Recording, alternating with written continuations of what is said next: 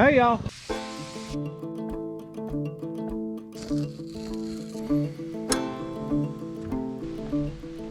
Welcome back to Andy's Little Homestead. Today we're going to attempt to restore an antique refrigerator that runs entirely off of propane. One of the biggest struggles with any sort of off-grid setup is those things that require a lot of power all the time, and refrigeration is one of them. But this problem was solved in the early 1900s, where they didn't have power run but propane delivery was still available. They built these fridges, and they built like 3 million of them. This one was in my buddy Zach's dad's garage for the longest time, and he didn't need it, so they gave it to me to get it running, which is super fun because I didn't know that these existed before I got one. So the process by which this cools is called absorption, and it has to do with hydrogen and ammonia, and for some reason when you put fire on it, it makes it cold. I can't entirely wrap my head around how that happens. But basically, if that hydrogen and ammonia is still in the system, it can theoretically be made to work again. And I'm pretty sure the system still has a charge because when I was moving it the other day, I could hear stuff sloshing around. So that's good enough for me. In addition to getting it all cleaned up and getting it hopefully running, we're gonna try and paint it permanently. It's had a few different layers on it. So I reckon the first step in this process is to just start tearing crap apart.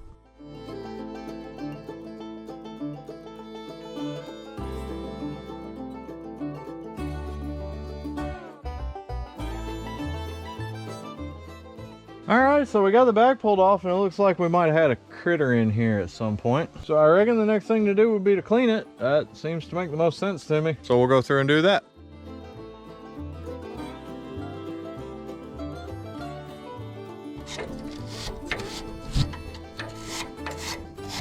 All right, so we got a good bit of it cleaned out. I still want to take the blowgun through here and then still just figuring out exactly how this thing works.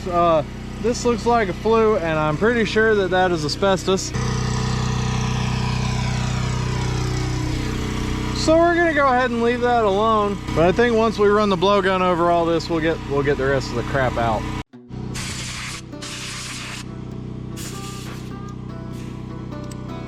Where'd my air go?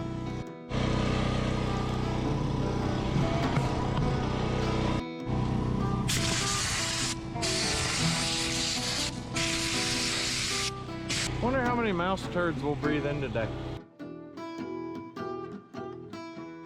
All right, so she's about 95% better than she was. That last 5 would probably take twice as long, so we're gonna call it good and move on to the front. So everything that's down in here is the real business end of this operation, specifically that. That's our burner. According to the other videos that I watched, that shoots fire out into that little tube, makes the gases go round and round to make hot into cold. You know, because magic. But that's the most important thing we want to get clean in here, so we'll go ahead and try and figure out how to pull it out of here.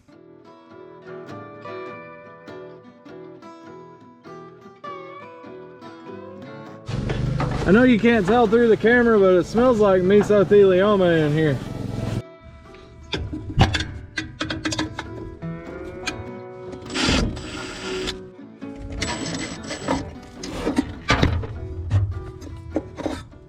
So there's our burner. We definitely want to get that cleaned out, and then also inside there.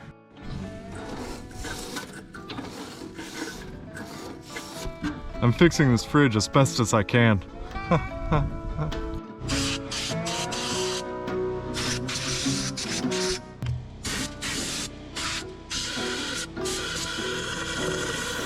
All right, so now that everything's relatively clean, before we go any further, I'm gonna hook a gas line up to this and see if we can get a flame out of it. And then from there, we can get into the aesthetics. Or maybe we won't. So that flare fitting right there works with a grill hose, but this particular grill hose, oh, wait, is my regulator leaking or not? Because it was dumping gas a second ago. I don't know, I'm not sure yet.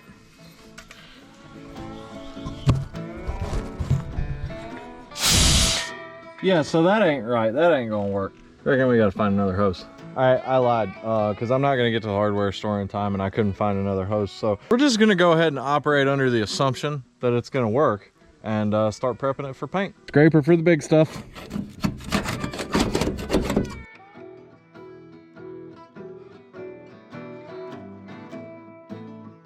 All right, basically what I did was I chased down every single section where I saw paint that was peeling up, and I missed one right over here. The goal being I want everything that's left to be something that's adhered. Now from here, we're gonna start sanding it down. We're gonna use a palm sander. We're gonna start with 60 grit, work our way up to 220 or 150. I can't remember what I bought. But anyway, our goal with that is to feather out all these layers where there's a variation between layers so that it's nice and smooth. When we paint it, you won't see them. That's the theory. We're not going full body work into this. It's not a Cadillac, it's a refrigerator. Remember y'all, you can't get in trouble for working on things with lead paint if you don't test it.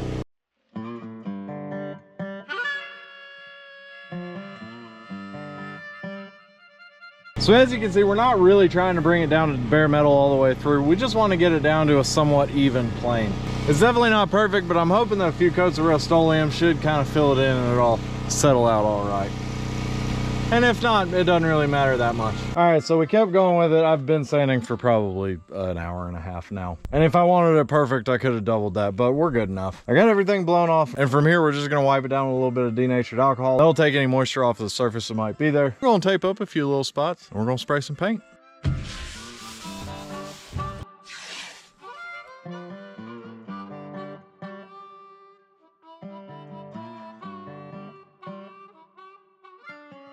All right, so after the first coat, it could have used that extra like 9 hours of prep work. I definitely can see the spots in there. And part of the problem is I went with gloss too, that shows everything. But one can of paint was exactly one thin coat, so maybe 4 more coats will help. So let's keep chipping away at it.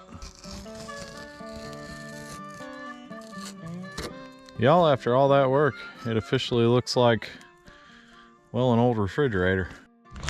But that's fine, because it is an old refrigerator. Hey, I meant to mention, if anybody's got that handle, I'm either gonna have to fabricate a new one, or if somebody happens to have one laying around, that would be super cool. Let me know.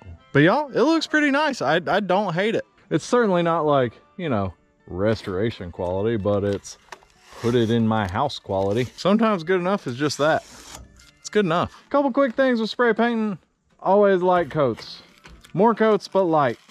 That's what you want to do. Keep the runs out of it. I did entomb like, I don't know, 3 or 4 mosquitoes. And if one of them bit me, that means they're going to bring me back in a couple thousand years like Jurassic Park. So that'll be fun. So we got her all pretty, and that's a pretty big gamble considering we don't know whether or not she works. That's for tomorrow. So we're on to day 2. We just got the fridge wiped off, completely dry, ready to put the weather stripping on.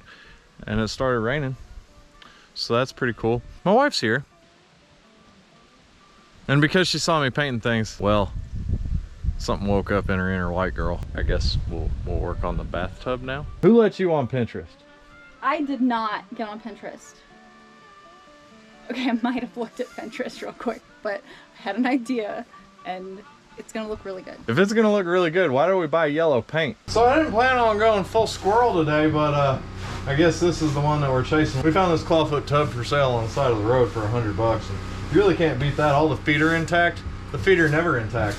So while we're waiting on the rain, we'll work on this.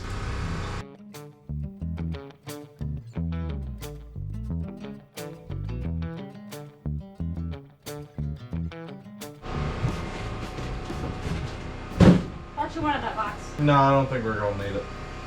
Because you realize the drips are gonna land in the lip. First off, ain't gonna be no drips. And second, yes.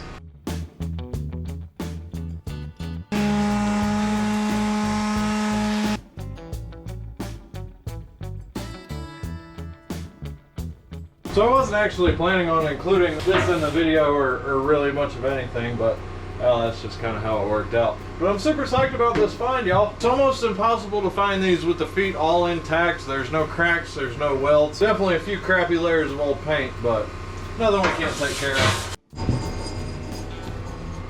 Now the nice thing about this tub and really pretty much everything that we're doing is that they're rustic. So if they look a little bit crappy, it's totally acceptable. Quit assuming I'm gonna make it look crappy.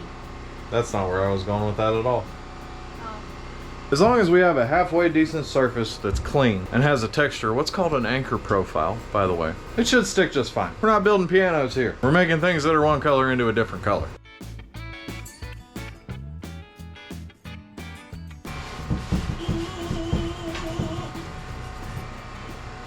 You trying to make sander noises? No. Trying to be the sander. Shut up. So for this, we're actually rolling it on because a little bit of texture doesn't really matter. It's cast iron, so it's gonna have texture regardless of what we do. We went with sunburst yellow. Stop mocking me. I'm not. You are. It's gonna look so pretty. It's gonna look It's gonna look so pretty. I have a plan. Sunburst. You're a freaking sunburst.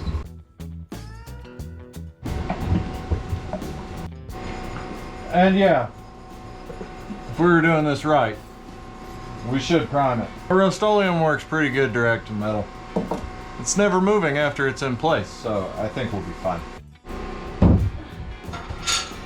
Bursting with sun.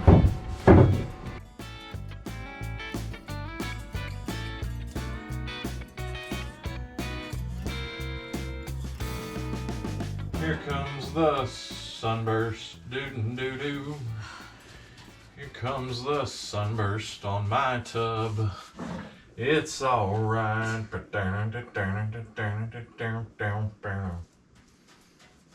Don't quit your day job. This is my day job.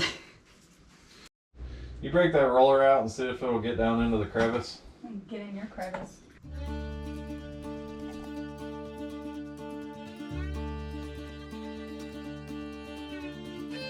Oh, while she's working on that, we can go ahead and take care of these feet. Fortunately, my wife is a huge fan of antique whites, so whatever gets on the chair belongs on the chair. All right, so I got another hose and regulator for the fridge there, and it's still raining, so I won't be able to finish up all the little detailed paintings in the black and the weather stripping and all that. But I do want to see if the burner works, because if the burner works and it has a charge, which I'm pretty sure it does, it will make cold air inside there. So I got a grill regulator, a reducer from 3/8 to 1/4 inch pipe.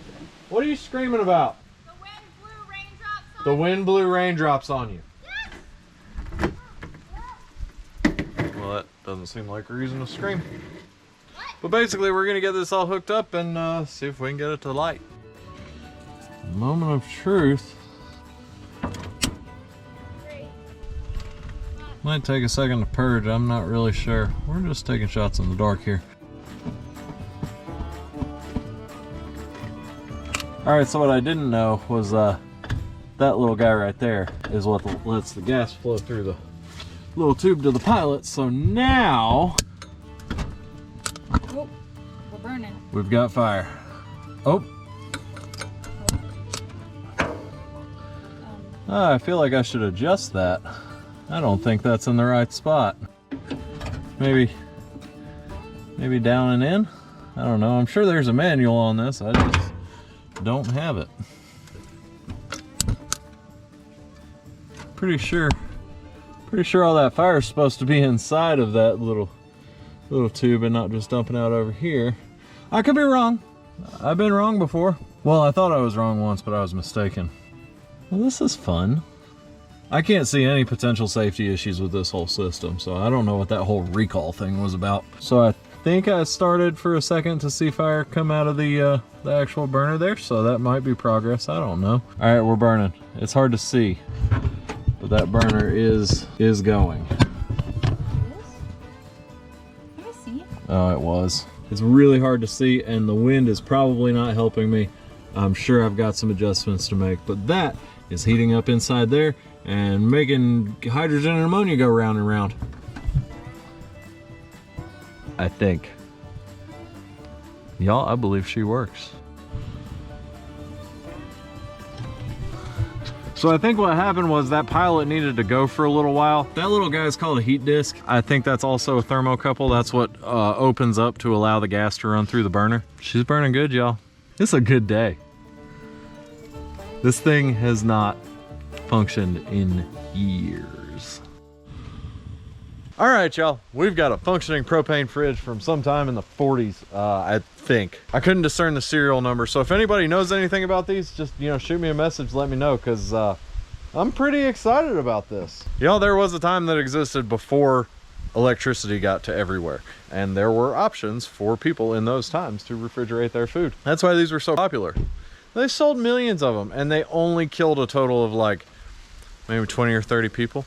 That's a pretty good run. A little bit of maintenance, even an old thing like this can do some good work for you. I'm actually all out of time. If I want to be able to get this video out Monday, which I do, if it doesn't end up working, I'm gonna let y'all know. But at this point, there's no reason that it won't.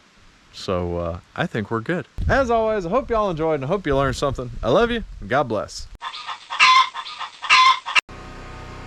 You're right, wrong address, because I can't take it. Okay, go press